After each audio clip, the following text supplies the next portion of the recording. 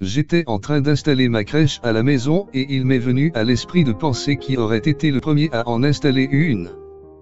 De plus, dans de nombreux endroits, les gens appellent la crèche nativité, portail, crèche, elle a plusieurs noms, mais ils représentent tout la même chose, le jour où l'enfant Jésus est venu au monde.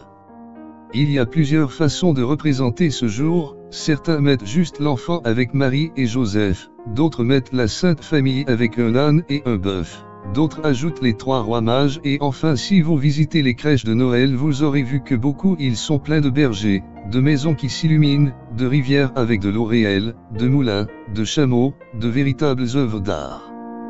L'histoire originale est la suivante. Avec très peu de temps pour que Marie donne naissance à l'enfant Jésus, il y avait une loi qui ordonnait à tous les citoyens de retourner dans leur ville natale pour être enregistrés, le recensement et le décompte du nombre de personnes vivant dans un pays. José et Maria se sont ensuite rendus à Bethléem, qui était la petite ville d'origine de la famille de José. À cette époque, les itinéraires se faisaient à pied, pas à pas, dans des charrettes ou montés sur un animal, un cheval, un mulet ou dans le cas de Maria sur un âne. Il leur a fallu beaucoup de temps pour arriver à Bethléem, car ils ont fait leur chemin petit à petit, et quand ils ont finalement atteint la ville, il s'avère que toutes les auberges étaient pleines, toutes les maisons étaient occupées par des visiteurs et Marie était déjà sur le point de donner naissance à l'enfant Jésus.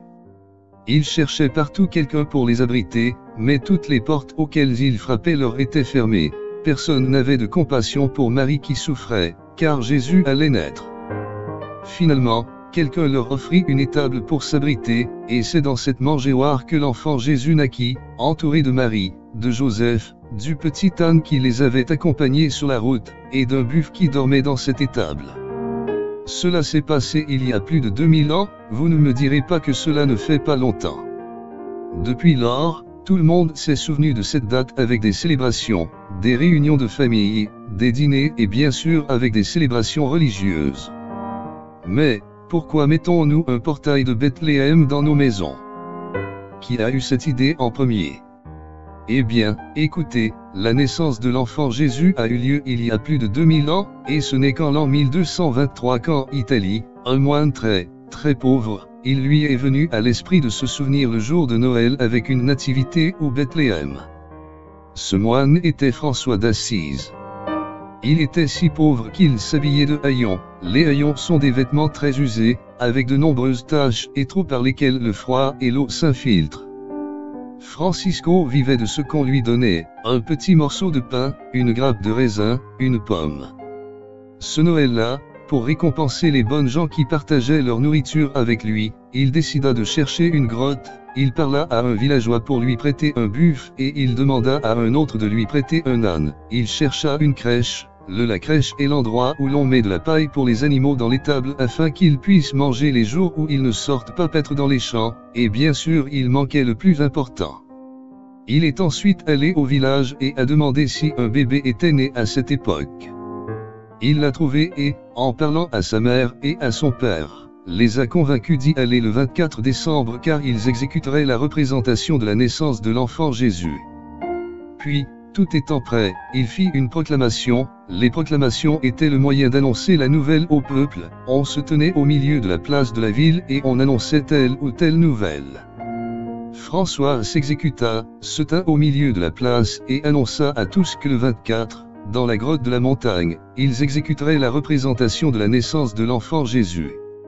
Avant qu'il n'y ait ni radio, ni téléphone, ni télévision, les nouvelles se transmettaient de l'un à l'autre. Et donc ceux qui entendaient la nouvelle au milieu de la place l'ont dit à leurs voisins et ils l'ont dit aux autres, et ainsi toute la région il a appris cela chose étrange que Francisco ferait le jour de Noël. Nous disons étrange car jusque-là personne n'avait pensé à une telle idée. Le jour de Noël, les gens se sont rassemblés devant l'entrée de la grotte, puis ils ont déplacé des planches qu'ils avaient posées et tout le monde a été étonné. Il y avait le buffle, l'âne, Maria et José avec l'enfant, eh bien ce n'était pas Maria et José, mais ils jouaient le rôle comme de bons acteurs improvisés. Ils étaient tout tellement excités de voir ce premier portail de Bethléem qu'à partir de ce jour, chaque année, ils voulaient répéter la mise en scène. La nouvelle de ce qui s'est passé dans cette petite grotte et l'idée de Francisco se sont rapidement répandues dans toute l'Italie. Tout le monde voulait faire de même. Au fil des ans, des figurines en bois ont commencé à être fabriquées afin que chacun puisse mettre sa nativité dans les temples et les maisons. Au fil du temps, l'idée de Francisco s'est répandue dans le monde entier et aujourd'hui, les gens installent la crèche, la nativité, le portail ou la crèche dans leur maison. Et donc d'une idée de Francisco en l'an 1223, c'est qu'aujourd'hui nous avons une si belle coutume.